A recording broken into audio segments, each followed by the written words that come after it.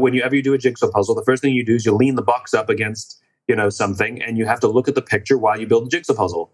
Well, we all represent a piece of the picture, each one of us. And my piece of the puzzle is to get everybody to keep looking at the picture. So we don't walk around aimlessly holding our puzzle pieces, not sure where they fit. But my job, I'm the preacher. My job is to keep reminding people what the picture looks like. So if you have a piece of the puzzle that can help build that picture, then let's build this world together. Mm. And each of us have a role to help build that. Some people, run companies where they get to literally inspire the people who show up to work every day and build an environment in which trust and cooperation will survive. That's their role. Some people are in, building online communities where they've committed themselves to serving these people online. Or some of these people are sort of the big brothers of the other solopreneurs. They may not be the most successful solopreneur, but my goodness, they're the backbone for all the other successful ones. Like, we each have a role. I'm Srini Rao, and this is the Unmistakable Creative Podcast, where you get a window into the stories and insights of the most innovative and creative minds who've started movements, built thriving businesses, written best-selling books, and created insanely interesting art. For more, check out our 500-episode archive at unmistakablecreative.com.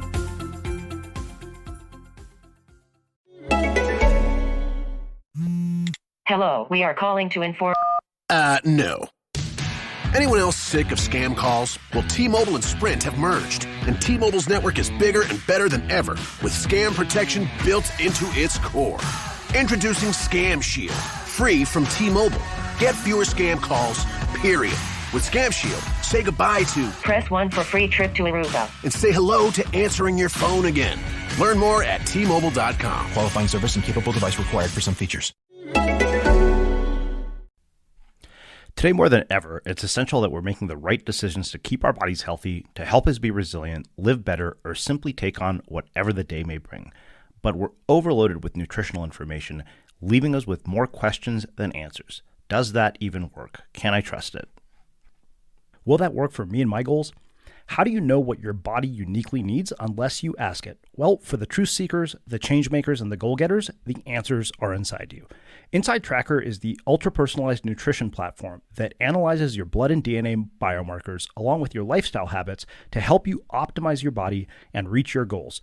Inside Tracker's patented system will transform your body's data into knowledge, insights, and a customized action plan of science-backed recommendations. Are you ready to take control of your health and wellness journey? Unlock the power of your potential with Inside Tracker. Get 25% off today at insidetracker.com/listen. How's it going, Simon? Very well, thanks. How are you? Great. Thank you so much for taking the time to join us. You're welcome. I like being called an instigator.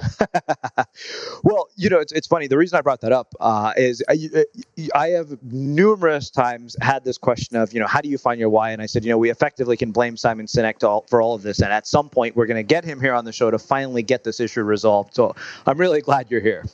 Thank you. Nice to be here. Yeah. So, Simon, I want to ask you my very first question, which I usually ask everybody, and that is, can you tell us a bit about yourself, your background, and how that eventually led to you doing the work that you do and the work that we know you for today? Sure. I mean, I wake up every single day inspired to sort of inspire people to do what inspires them. There's a lot of inspires in there.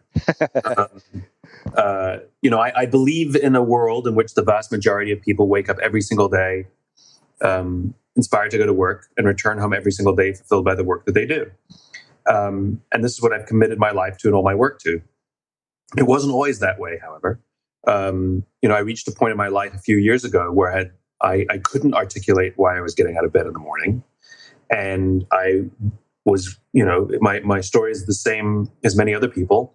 I thought success was defined by my bank account and how big my business would build. And I had all of these stresses. And even though all superficial standards said that I should have been happy, I made I had my own business. I made a decent living. I didn't feel it waking up in the morning. And it was this loss of passion that set me on this new path. I made this discovery of this thing called the why and realized that if my life was to be in balance, I knew what I did and I knew how I did it, but I didn't know why. And so I became obsessed with it. I literally stopped talking about what I do and only started talking about what I believe. Uh-huh. When you discover something beautiful, you share it with people you love. And that's what I did. I shared it with my friends. And my friends invited me to share it with their friends, who invited me to, and then the invitations kept coming, and I just kept saying yes. So the growth of this and where I find myself in my life today has been completely organic. Mm-hmm. So a lot of questions come from that for me, especially given that, what we're going through as a society is that, we're experiencing career transitions like never before. We're seeing tremendous amount of career uncertainty. I had Sean Acor here, and he said job dissatisfaction is at an all-time high. Yeah. And, one of the things you said is that you envision a world where the vast majority of people wake up inspired to do what they do. And I don't think that we're quite at that point yet. I think there's a huge gap between where you want the world to be and where it currently is. And I'm, wondering, what can people do to start bridging that gap in their own lives and in their own work? Well,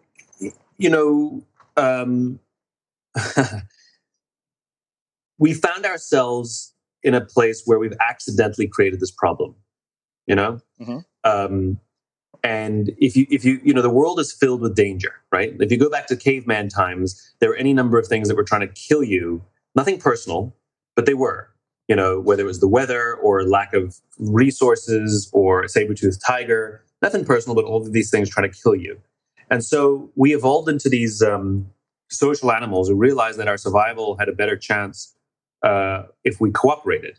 There's inherent value in living amongst a tribe of people we trust and love, which means I can fall asleep at night and trust that someone else will watch for danger. If we don't trust each other, then we can't fall asleep at night. So there's inherent value in being together. Well, that hasn't changed. Although our biology hasn't changed in 50,000 years, the thing that has changed is our environment, but the dangers are still there. In a business environment, there's still dangers outside, the ups and downs and uncertainty of the stock market or an economy, a new or emerging technology that might render a business model obsolete overnight, your competition that sometimes is trying to kill you, but it's very often trying to steal your business or frustrate your growth. Nothing personal, but all these things are out there trying to frustrate growth and survival. And so once again, the only way in which we can take it all on is if we cooperate. And quite accidentally, most of the cultures in America, most of the corporate cultures have created environments which do not foster trust and cooperation. That's the problem. And if you look at the best functioning organizations, the most innovative organizations, every single one of them, their cultures eerily harken back to this time 50,000 years ago.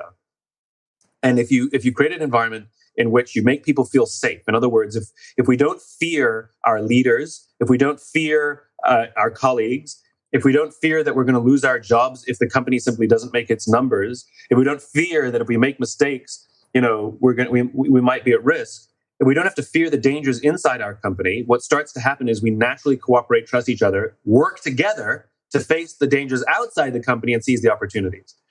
Unfortunately, too many people work in companies where that's not the case. And so we're forced to invest more of our time and energy to protect ourselves from the dangers inside, which ultimately makes the whole organization more susceptible to the dangers outside. So now, to answer your question, what can we do? I get this question a lot. Like, I'm only in middle management. My CEO, would rather save the number and sacrifice the people rather than sacrifice the number than save the people. What do I do? Well, believe it or not, you don't worry about them. You ignore them. You worry about the people right next to you. The people whose names you know, whose faces you recognize, the people you talk to every day, and you commit yourself to service. You commit yourself to looking after the people around you and hoping that they will feel safe. And the safer we make the people around us feel, that we would do something, we would help them when they need it. Not just ask them, but get up from our chair and go help them. That we would maybe even give up credit to ensure that they get credit for what they deserve, as opposed to stealing credit. Little things like that. The more we work to make those around us feel that they're safe, the more that they will commit to do the same for us. And so really the sea change begins with us. It begins with the risks that we have to take and the sacrifices that we need to make to look after those around us. Mm-hmm. So a lot of stuff there. But I want to go back to something else that you said earlier, that you kind of woke up one day and you realized that you weren't passionate, or you weren't really clear on sort of your why. And sometimes I think that we sleepwalk through life. I know I did. And I'm curious, one of the things, and this is a really weird question I realize is how do you know that you've reached that point, that breaking point, or that moment when something has to change? Or how do you know you're headed towards sort of a dangerous breakdown where something is going to have to change? I mean, everybody knows how they feel.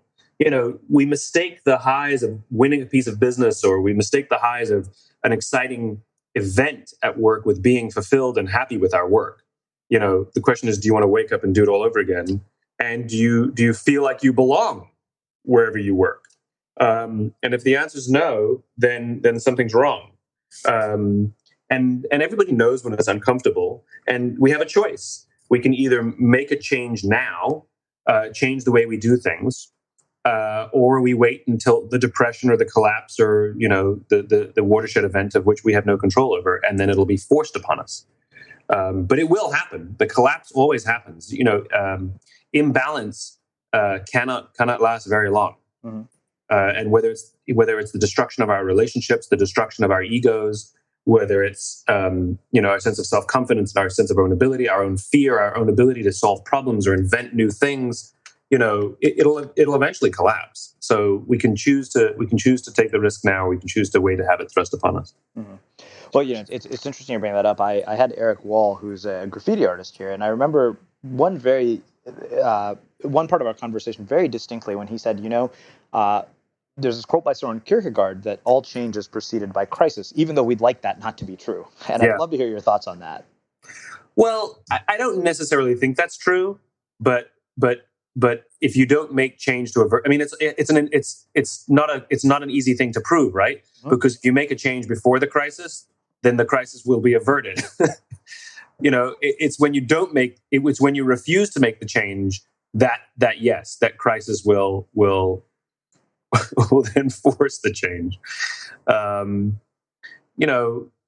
We like to think we're in control of our lives, and we are to some degree. But like I said, there are outside factors that we have no control over that have an impact on us. Mm-hmm. And sometimes those outside factors are as simple as our bosses, or the organization's leadership itself. Crisis is pretty good at forcing change. That doesn't mean change is always good, but we react to crisis, and sometimes reaction is not the thing you need. If somebody comes up to you and, everybody's had the situation where you're driving in a car, minding your own business, and some guy sort of cuts you off and then curses you out.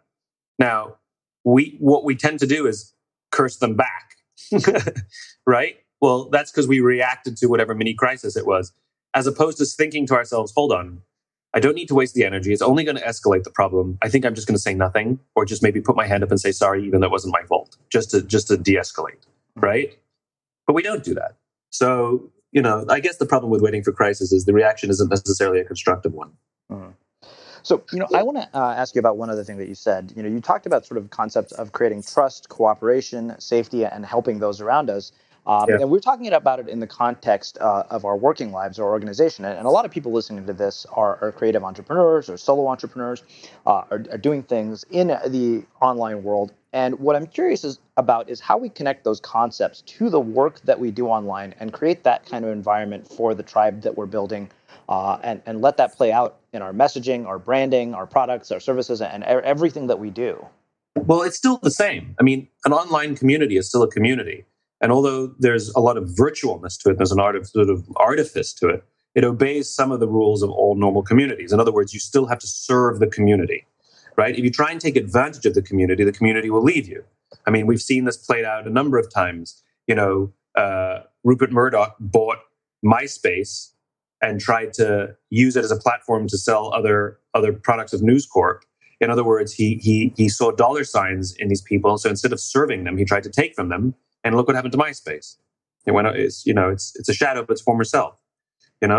So whenever an organization sees an online community as something they think it's fish in a barrel that can be profited of, the success will be short-lived, if at all. So you still have to serve the community. It still has to be about them. Mm-hmm. So let's go back to one other thing that you said. After you reached this point where it became very clear, one of the things you said is that you redefined what success looked like for you.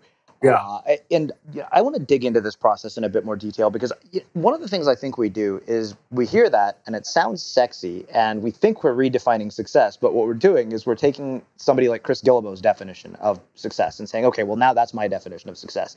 And then we become disillusioned with it. So I'm curious, if you're guiding people on sitting down and really evaluating their life and redefining what success looks like for them, truly for them, not based on what somebody else thinks, their parents or somebody who is an online celebrity thinks. One, how do you do that? And how did your previous background and career sort of influence and shape your views around all of this? Well, there are objective standards to this stuff, which is success is defined by the thing that makes you feel safe and happy, right? Like when you feel calm and you don't feel threats, you feel good, you feel like you could do this. And you don't feel the pressures, then you are successful. And the way that happens is with strong relationships. Money comes and goes, fame is fleeting. The only thing that lasts are the relationships we have. We live in a very materialistic society that chooses to define success based on numbers alone, and that is one kind of success. But I've very often met very, very rich people who are not happy. And people say, and I say, well, how great is it if they're not happy? And somebody will always say, well, they seem to be doing something right, as if being rich and unhappy is right.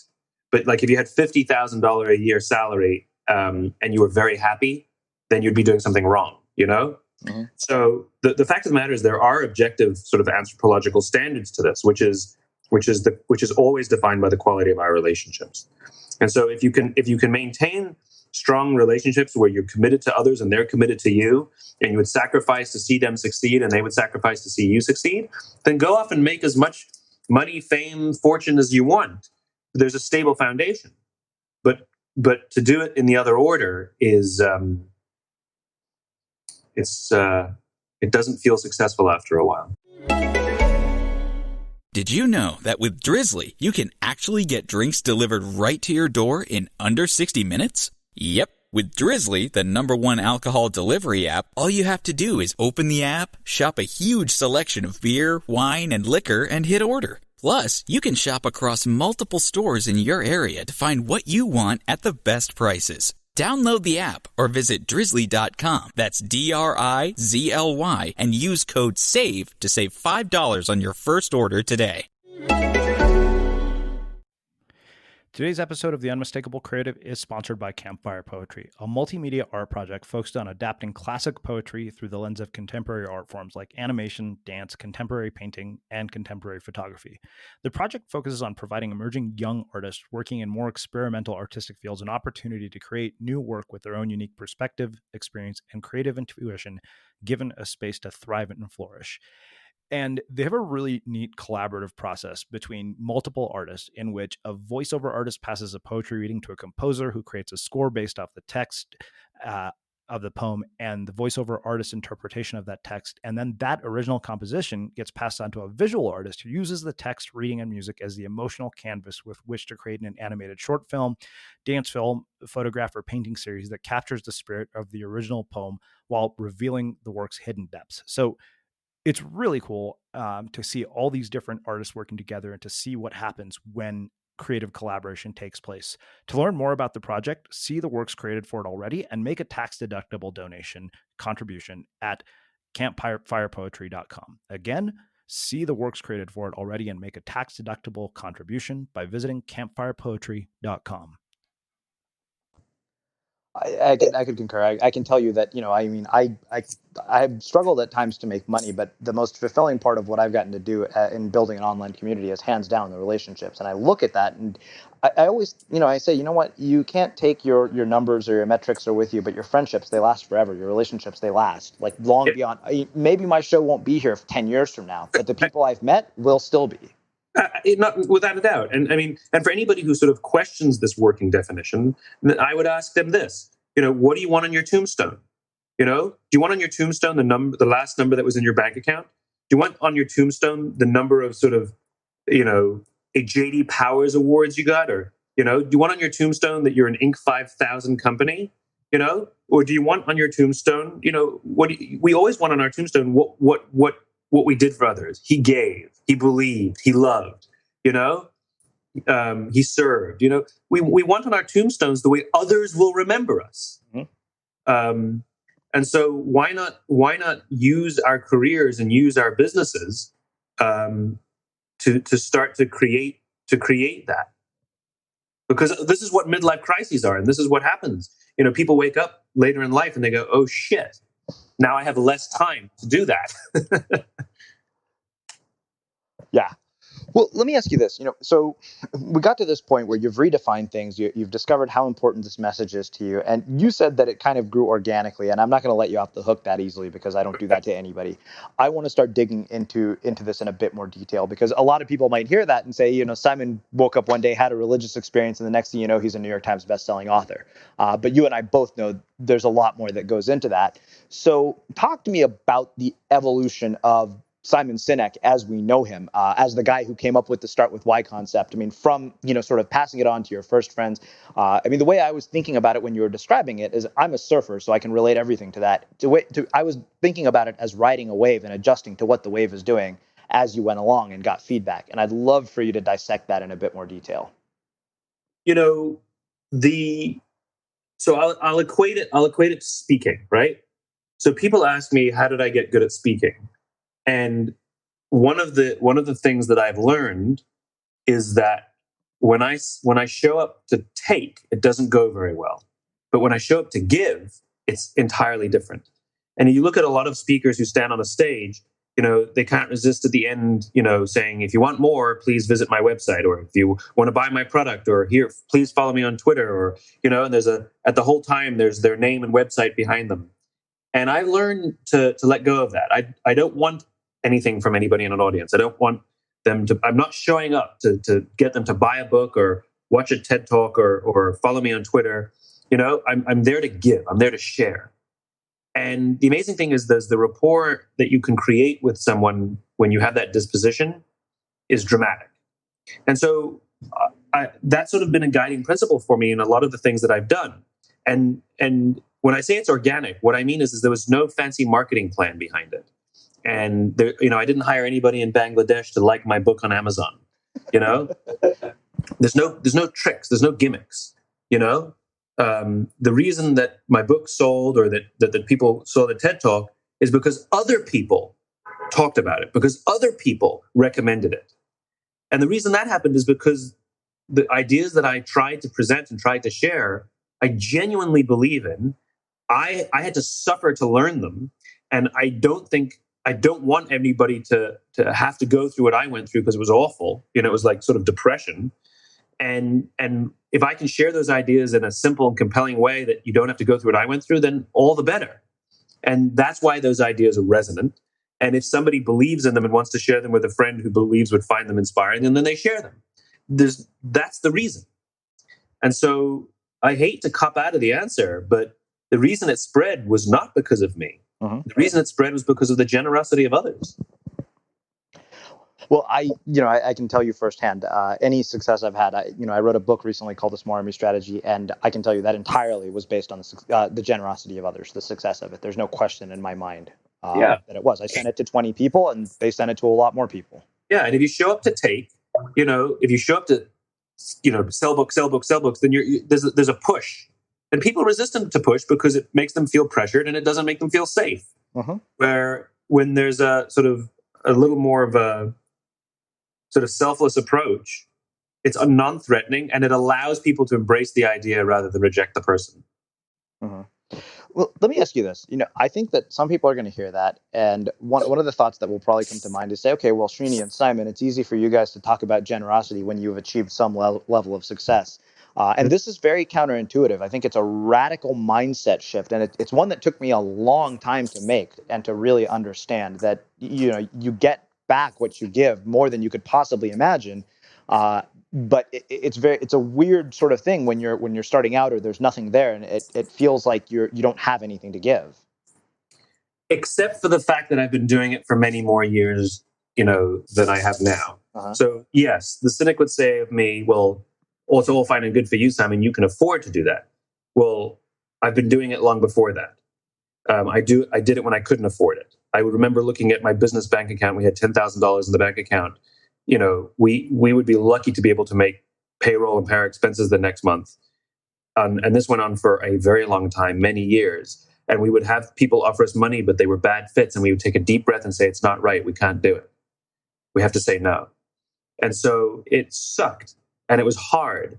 But I made the decision a long time ago that I would rather work with people who can help me advance this idea of spreading this cause and make less money than take the money but be really unhappy, be bossed around by some client that I sort of have made myself dependent on. It's like an unhealthy dependent relationship, right? And eventually it paid off. I still do it to this day, meaning I could probably make more money than I do. I think people think I'm richer than I am. But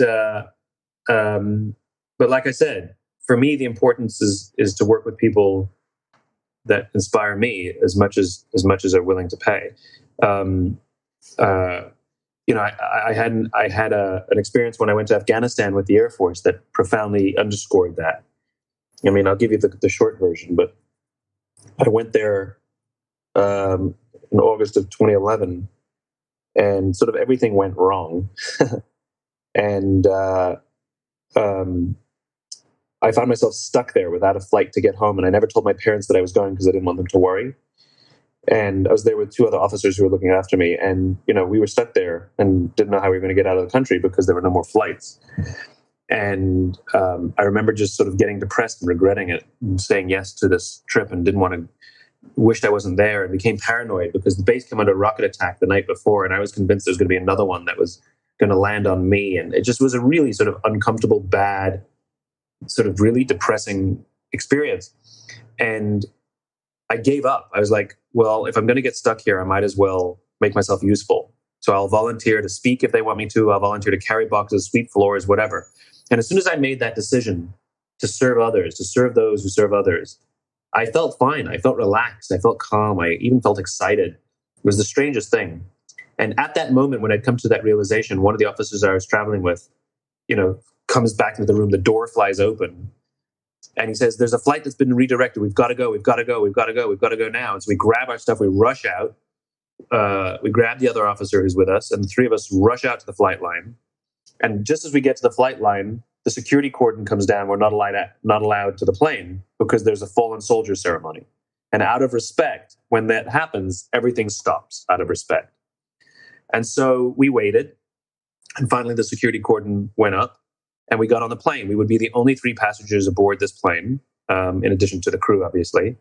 And the reason the plane was redirected is because we would be carrying home the soldier for whom they had the fallen soldier ceremony. So I flew on the flight for 9.5 hours with a flag-draped casket. And I lay there, because it was an overnight flight. We all sort of pulled our sleeping bags out and, found a place to sleep on the floor of the cargo plane. And, I lay there and staring at this flag-draped casket. And I realized that this guy knew a lot more about service than I ever did and I ever will. And it was a great honor. It was a great, great honor, I got to tell you. But I when I got home, I remember being really short-tempered more often. I couldn't understand why. I was really, when something would go wrong, I'd go off the handle. And I couldn't figure out why. And I realized that I would also do other things, like maybe I'd go speak on a military base or go do something with a sort of really forward-thinking company. And I had tons of energy, and if anything went wrong, I'd be totally relaxed. And I started to realize that when I worked with people who believed in looking after other people, I had endless amounts of energy and enjoyed myself. And when I worked with people who only wanted me so they could, drive the bottom line and nothing else, even at the expense of other people, literally my body had a visceral sort of reaction to it where I got angry and upset and I didn't want to be there. And as soon as I realized what the pattern was, I stopped saying yes to those things, and I don't get angry as much, and I'm a happier person for it. So this idea of serving those who serve others is core. And there's biological and anthropological underpinnings for this stuff. This stuff's not really my opinion. This is core to the survival and thriving of the human animal, which is we're constantly looking to build relationships that can help it protect us, protect our families, and help us advance ourselves. And when we fear for our careers simply because the company didn't make its numbers, why would we ever commit to giving anything more than the basics to our companies? It's just It just doesn't happen. And in the online community or solopreneurs, it's the same thing. It's very hard to be a solopreneur because you're by yourself. And at the end of the day, it's the relationships, it's community that helps us survive. That's why what you do is important, because there are other people who tune in. And, if they get to meet each other, it's even better. But I don't believe in solopreneurship. I think it's a fool's game. Sure, you can make some money. And sure, you can give me the sales pitch of I get to be my own boss. Yeah, I get it. But those days where things go wrong and you're by yourself, it's awful. It's horrible. It's depressing. It's sad. It's heart-wrenching. It just, the energy that is required to keep going at it when you don't think you can do it. And that's why partnership is important. To have someone close to you goes, no, I believe in you. Let's do this. We can do this together. To have each other to get through the hard things, or to have a small team, but at least two people. And if you don't have that, really the burden of responsibility goes up to form a community of solopreneurs who can get together on a regular basis and be that support group to each other. I mean, think about every single crisis that ever happens in the world, every addiction that ever happens in the world. How do you beat it? There's some sort of community. There's some sort of help group. There's some sort of, it's always human beings and human relationships that help us solve our problems. Because when we don't believe we can, but someone else does believe we can, it empowers us like nobody's business. And likewise, we get the satisfaction of getting to tell somebody else, I believe in you and I got your back. It's everything. That was really just poetic and beautifully said. I love that, you really nailed this whole idea about human relationships matter. And it's interesting because even though we are solo entrepreneurs, there's no question in my mind that we are completely dependent on each other. Somebody asked me once, what do you attribute the success of the show to? I said the generosity of a lot of other people to come and share their ideas. People like you who are willing to come and talk to me, even if there might not be anything in it for them, or it might not be anything in it for you. And as you were talking about this whole story, it reminded me of a conversation I was having with a friend at lunch the other day. She said, it makes complete sense why you do this. She said, your deepest need is that you crave connection with people, and there's nothing better for you to do than to do this because you get it every single day when you do it. Correct. And don't be so, don't pay me so much credit. It's not so, so there's nothing in it for you. Of course there's something in it for me. This is as much as it may appear altruistic, there's something deeply selfish going on here as well, which is I have an ideal, which I articulated before, of a world that I imagine, that I'm committed to helping to build, and my role in that, because it's a jigsaw puzzle, right? There's a big jigsaw puzzle, and as you know, whenever you do a jigsaw puzzle, the first thing you do is you lean the box up against something, and you have to look at the picture while you build the jigsaw puzzle. Well, we all represent a piece of the picture, each one of us, and my piece of the puzzle is to get everybody to keep looking at the picture, so we don't walk around aimlessly holding our puzzle pieces, not sure where they fit. But my job, I'm the preacher. My job is to keep reminding people what the picture looks like. So if you have a piece of the puzzle that can help build that picture, then let's build this world together. Mm. And each of us have a role to help build that. Some people, run companies where they get to literally inspire the people who show up to work every day and build an environment in which trust and cooperation will survive. That's their role. Some people are on, building online communities where they've committed themselves to serving these people online. Or some of these people are sort of the big brothers of the other solopreneurs. They may not be the most successful solopreneur, but my goodness, they're the backbone for all the other successful ones. Like, we each have a role. My role is to keep articulating and describing the picture on the box so that we can build it. That's my job. And so the selfish drive for me to do something like this is, you have a lot of people who can help build this world that I imagine. And if I can articulate it in terms clear and compelling enough, maybe they'll help build it. Totally selfish. Mm-hmm. I love this. It's genius. So I don't even want to touch it, but I think that it makes the perfect setup to finally get to the bottom of why you're here. Like I said, I blame you for all of this, and I've blamed you for this for a very long time. I said, finally, we're going to get to talk to Simon Sinek today and get to this question of why we do what we do. And, it's interesting because you've kind of talked about it, but what I want to do is get into a tactical framework, because I've asked this question to so many people, Simon, and I figured, you're the root of it for sure. And it seems like once people have it figured out, something dramatic happens in their life. Mm-hmm. And the closer I get to it, the more I feel like my life is changing for the better. So what I'm curious about is how you discovered it in your own journey, and sort of providing us with a framework for how we can figure out why we do what we do. It's a pattern, right?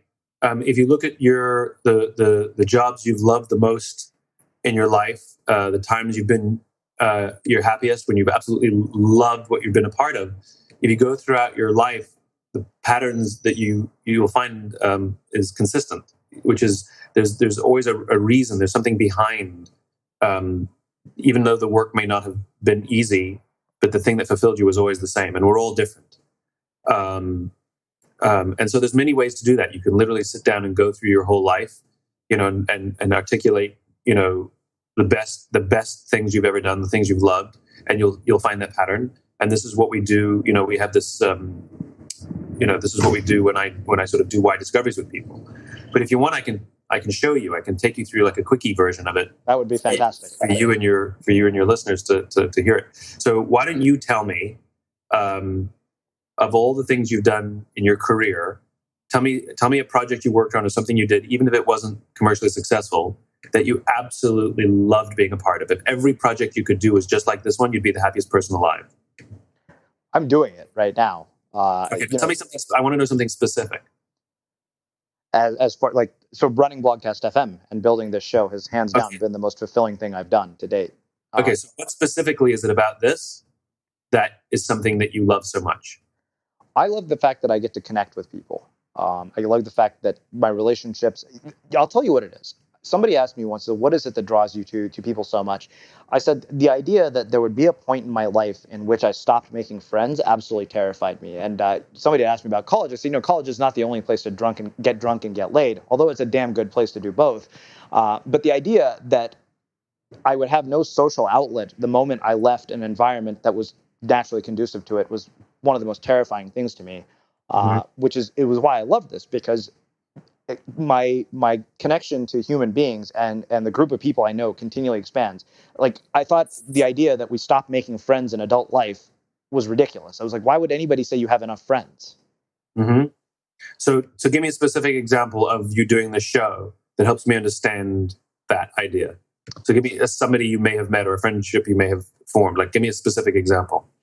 Well, I'll give you so actually, this is coincidentally the day the show launched. I met a woman named Maria Brophy who ended up having a very profound impact on my life. I met her at Seth Godin's event when Lynchpin came out in Orange County. And, I literally, the show had started that day. She appeared as a guest probably a year later. And when I moved to Costa Rica in 2011, because she and her husband are both surfers, and her husband is an avid surfer artist, I said, hey, I'm moving to Costa Rica. I'm selling everything I own. She ended up setting me up with a free place to live. I mean, she's always been one of those people that I kind of fall back on it and count on. When things have gotten rough, she's always provided guidance in very difficult times. So that's the most specific example I could think of. Mm-hmm. And how did that relationship form? We met at a networking event in Orange County when Seth Godin was speaking about Lynchpin. And I just launched Blogcast FM that morning. And what was it about? What was it about her? Like, what did you talk about that made you connect with her? There was the common bond of surfing was definitely the one thing that we had. I mean, her husband is actually a real surfer. I thought I was like a big time surfer at the time. And then she showed me pictures of her husband surfing the Bonsai Pipeline, which is like 60-foot waves. And he's just like a hardcore big wave surfer. Got it. Okay. Tell me your earliest specific happy childhood memory. Wow. Not like we went to the park every Thursday, like specific, something that you can describe and I can relive the memory with you. I guess it happened as late as junior high. I played the tuba for 13 years, and I was never good at certain things. I was never good at sports. I was never a standout in any way at all in any of the things I did. And the day I picked up the instrument, I remember the band director distinctly telling me, he said, you're going to be really, really good. Someday you're going to be an all-state band. And I didn't even know what that meant. But it set a context from that point forward that everything I did fell under that. And eventually I did make all-state band. But I guess the idea of being that good at something to be a standout drove me in a lot of ways. Mm-hmm. And so, okay. And so, so you see the pattern between the two stories, right? Kind of. It's about finding the one thing that you're good at, right? Yeah. And it's that one thing that you can find that you're good at, that if you make it yours, if you find somebody else who's good at the same thing, you'll form the relationship because you're not trying to be good at everything. You're not trying to be good at the things that other people are good at. You're trying to be good at the thing that you're good at. And sometimes you discover it easily, and just sometimes it takes a little more effort and it's a little harder. But in your case, you were lucky enough to stumble upon it in what did you say, junior high? Mm-hmm. In junior high, probably because somebody took you under their wing and said, you should try this, and so it's all about finding the thing that you're good at, especially if it's something unusual. Surfing is not a common thing. Playing the tuba is not a common thing. And so when you find other people who are good at these unusual things, a bond will form. How does that feel so far? It's interesting you say that, because somebody asked me, what is it? I always look for common threads between the people who are on this show. And you know what? They're people who are good at unusual things. They're artists. They're misfits. They're instigators. They're ordinary people who do extraordinary things. That's their common thread. There you go. And you're enamored by them because they have found the one thing that they're good at, that they have focused on and made a career out of, or built a business out of, or whatever they've chosen to do with it. But become experts, become whatever, aficionados. But they found this one thing that they've loved.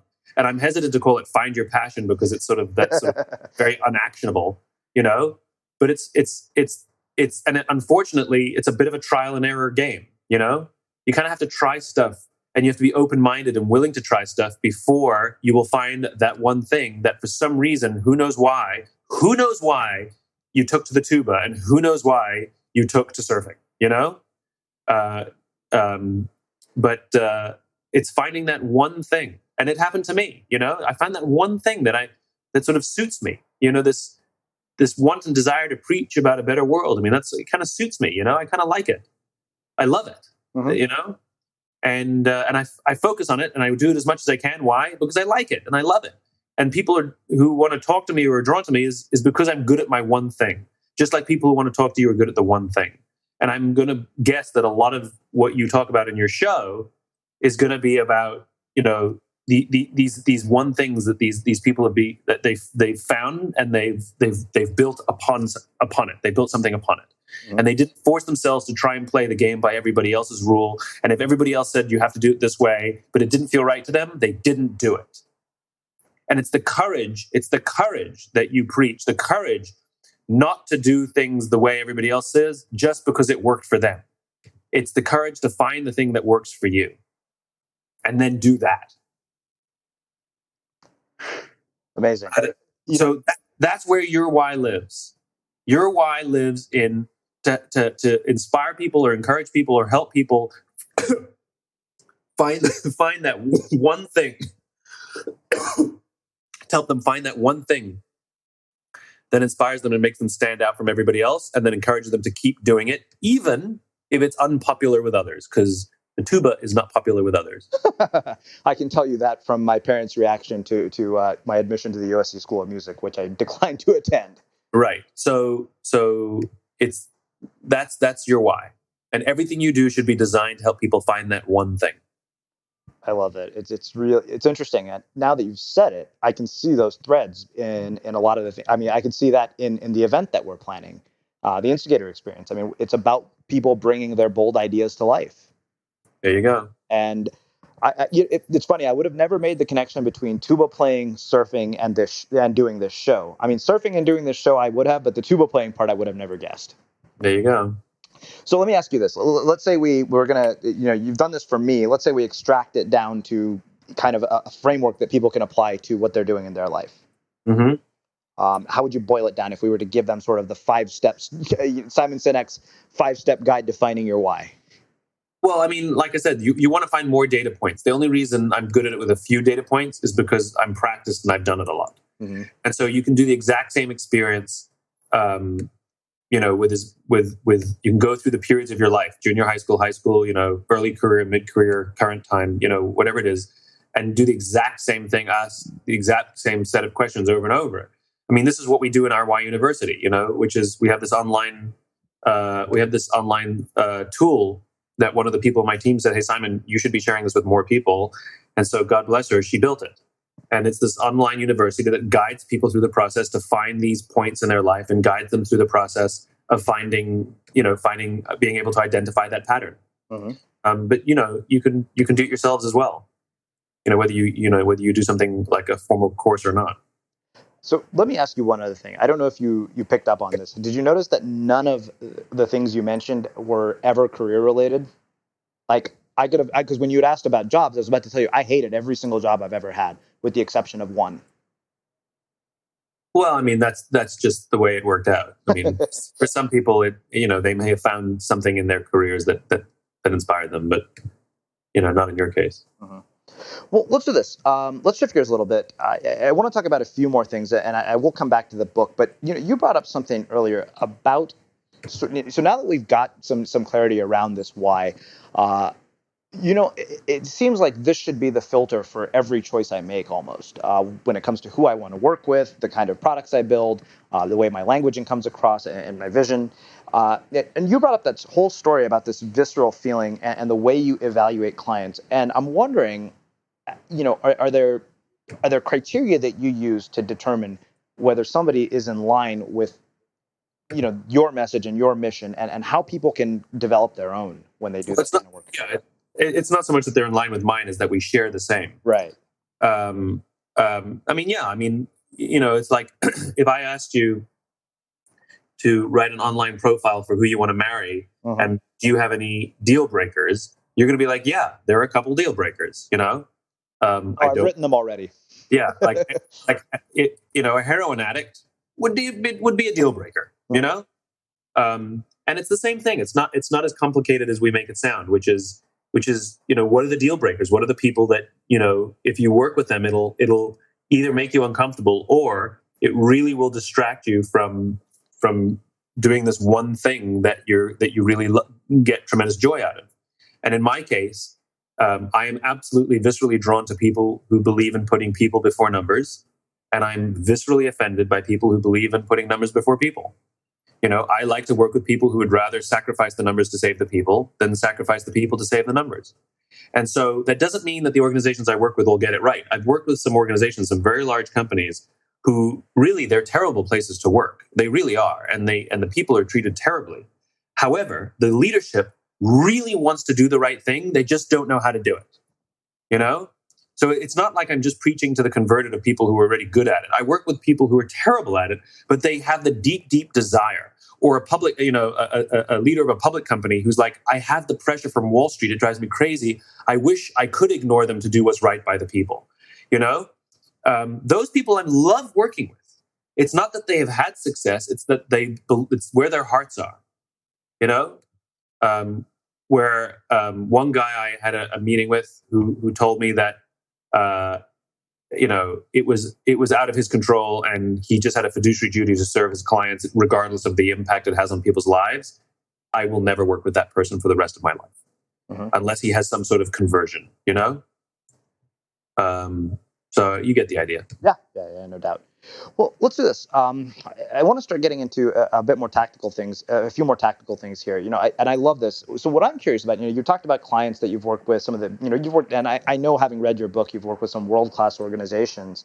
A lot of people are going to want to know, once they've sort of got some clarity around this message, this mission, and all of that, how they translate it into something tactical in terms of products, in terms of services, in terms of what they do with their online work. And then I want to talk briefly about the new book that you have coming out and your writing process, and we'll wrap things up from there. Again, we already know the tactics. Like, everybody knows the things we have to do. Like, we have to come up with a plan, and we have to come up with a product, and we have to come up with a marketing message. And like, the tactics are pretty universal. It's the manner in which we perform those tactics. And so there's multiple ways of saying something. Do you start with what, or do you start with why? So, for example, you said to me, "Hey, Simon, so tell us what you're up to." And I could say, well, I've got this new book coming out, I've got this coming out, and I've got this new online university coming out, we've got this coming out, and we've got this friend, and they're fantastic products that people help, not compelling because I'm not starting with why. And so when you say, Simon, what are you up to? And I say, well, everything I do is devoted to this one idea, to build this world that I imagine. And I explain that world that I imagine. Then I go into the specific things that I'm doing to help advance that cause. So the tactics are not particularly new or exciting. It's the manner in which we do them. Uh-huh. And sometimes this is the hard part. Sometimes it means not doing something because even though it might be profitable, would put you off course. Those are the really hard ones. Uh-huh. Yeah, I really appreciate that you pointed that out, and I agree. Here's what I found, at least in my experience, and I'm guessing you've seen this too, is when we walk away from the things that aren't meant, that things like that, we make a space in our lives, and I say when we let go of the expectation of the things that or the way we think things are supposed to, we would get the opportunity to experience the way they're meant to be. Right. Yes. So, well, let's do this. I know you have a new book coming out. I'd love for you to talk to us kind of about the seeds of the new book briefly, kind of your writing process, what goes into a book, and how you get it to the level. I mean, I think you've kind of touched on what has been the driving force behind the success of your books, which is the generosity of a lot of other people. So I'm not expecting some, laid out Tim Ferriss style marketing plan. But I would love for you to talk about sort of what's gone into this next book. Yeah, and by the way, my books have not enjoyed the same success as Tim Ferriss, So to his credit. So I can answer the question. So the new book is called Leaders Eat Last. And this is what I've learned, which is the people who deserve the position of leadership, the people who earn our trust, who we would volunteer to follow blindly to help them build their vision. When it matters, those people would sooner feed us than feed themselves, metaphorically speaking, sometimes literally. Just like a parent. A parent, when it matters, would rather feed their children than feed themselves. There's an amazing photograph. We just recently had this horrible thing going in Kenya with these terrorists that, went into this shopping mall and started shooting. And in the New York Times, they ran a photograph from inside during the crisis. And there's this one photograph that I'm absolutely captivated by. I've gone and looked at it so many times, of a mother lying on top of her child. Because that's what mothers do. They throw themselves on top of their children in times of danger. And quite frankly, this is leadership 101. In times of danger, this is what leaders do. They throw themselves on top of their people to protect their people, sometimes at personal sacrifice. And unfortunately, we live in a world now where too many leaders would rather sacrifice their people to save themselves. And based on all of the biology and anthropology and the history of Homo sapien, that violates everything about what it means to be a leader, every rational, objective standard of what it means to be a leader. And so this is what I've been studying. I've been studying why some teams pull together and others don't, and this concept of feeling safe amongst our own tribe so that we can better organize and face the world and face the dangers and seize the opportunities together. And that's what the book is about, the new book. In terms of my writing process, I have no romantic illusions about writing a book. It's horrible. It's an awful, horrible process that is stressful and difficult. And it's probably more stressful and more difficult because I don't have a process. Some people have the discipline to wake up every morning and write from 9 to 5, or have the discipline to wake up every day and write 5,000 words a day. I unfortunately can't do that. I'm much more of an artist in my process, which is I kind of have to feel it. I can go days without writing a word and I'm consumed by guilt. So I can't even go enjoy myself. I'll sit at my computer and feel guilty, or I'll watch TV and feel guilty. So I can't even disconnect. I just feel guilt. And then I'll have this moment of inspiration to sit down and write 10,000 words. The problem is I don't know when those times happen. Mm-hmm. So it's a horribly stressful, awful experience. And this one was no different. This one was, the worst, most difficult thing I've ever done, this last book. And frankly, the irony is everything that I wrote about, I experienced. In other words, the only reason I got through it is because some amazing people who stood by me, believed in me, who suffered with me, who stayed up late with me, who went through the stress with me, who helped me out when I needed it most. The only reason this book exists is is ironically because of the very concepts that I wrote about. Mm-hmm. So one other question around the creation process. You mentioned some very, very big ideas. Ones that are very bold, and I mean, obviously you've got to boil it down to the essence of fitting in a book. So two questions around this. One is, what goes into the research of it, and then how do you filter with such a vast subject matter? And I'm asking this for very selfish reasons, because I have an idea of the book. Well, this is the trick of good book writing, and my publisher sort of taught me this, which is you can't write about everything. And most of our ideas, especially the stuff that I write about when you get into human behavior, are gossamer. In other words, you could every door you open could be a whole new book. And you kind of have to pick one of those themes and say, this is the one I'm going to delve deeply into. And you have to have the discipline not to pursue the others. And you will always leave stuff out. And you have to just be okay with that. A book about everything is a book about nothing. You have to pick a book about something. Uh-huh. And that's hard, to be honest. And for me, it's an iterative process. My mother dropped me on my head when I was a kid, and now I can see patterns. I just like with the little why discovery thing we did, like I can see patterns. And so my process starts up with an idea, a basic idea that I start to research. And the more that I read and the more I start to learn and the more I talk to people, the more I start to discover patterns. And those patterns, then I pursue one of the patterns. And if there's another pattern within that, then I pursue that pattern. It's kind of a bit chaos theory like, until I find the pattern that I think is the most beautiful, and that's the one I'll write about. I love it. I think it's genius. I'm not even going to touch it because I don't really have anything to add to that. I could only taint it, I figured. So, Simon, I know you got to get going here because we're close to about an hour. I'm going to ask you my final question, but I'm going to change it up slightly. Uh-huh. It's interesting. I've always asked people, I said, we live in this world where there's an abundance of opportunity, despite the fact that it's the most uncertain, most tumultuous time career-wise in history.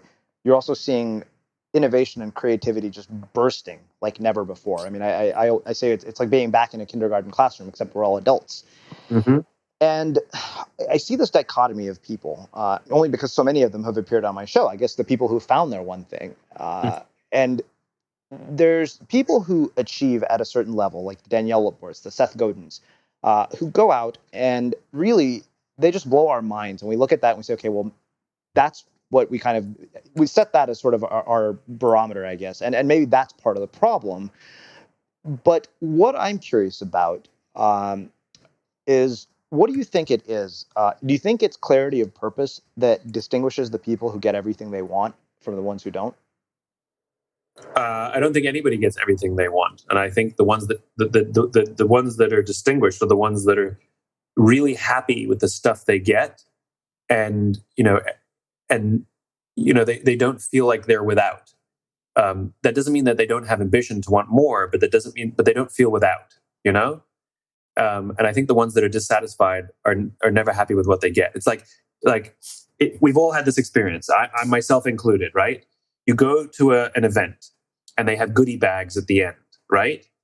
And you get handed your bag and you get a bright pink sweatshirt with polka dots for free in your goodie bag. And somebody else gets the same sweatshirt in blue. And what do? You get jealous. You want what they have. You want the blue one because it's nicer. And yet you can't accept the fact that you just got a free sweatshirt. 10 minutes ago, you had no sweatshirt. And now you have a free sweatshirt. Maybe you give it away to someone to make them happy. Like, you got a free sweatshirt. But we don't do that. We look at what we have, we compare it to what others have, and we want what they have. And that's why we're unhappy. I love it. I think it's genius. It's funny because that's what my entire Facebook update today was about, is that it's the only thing worth comparing, or the only people worth comparing yourself to, or the only person worth comparing yourself to is the previous version of who you were. And even that is a delicate balancing act. Yeah. I mean, look, so my TED Talk is the number 2 most watched TED Talk on the site, right? Now, should I be angry and competitive and want to be number 1? And I can tell you there are other people whose TED Talks are growing fast, and I'll very soon be number 3 and then 4 and then 5. And this will drop down and it'll hurt my ego, But at the end of the day, how cool is that I made it to number 2 and I didn't even do anything. I just put an idea out and people loved it. to take joy in what we achieve and not worry about whether I'm number one or number two, and not worry about how long it'll last and that eventually it's going to go down, which, by the way, it will, because these things don't last. But to take absolute joy in the accomplishment itself is a beautiful thing. And I think most of us don't take joy in the success that we have. We keep comparing ourselves to others, wishing what they had.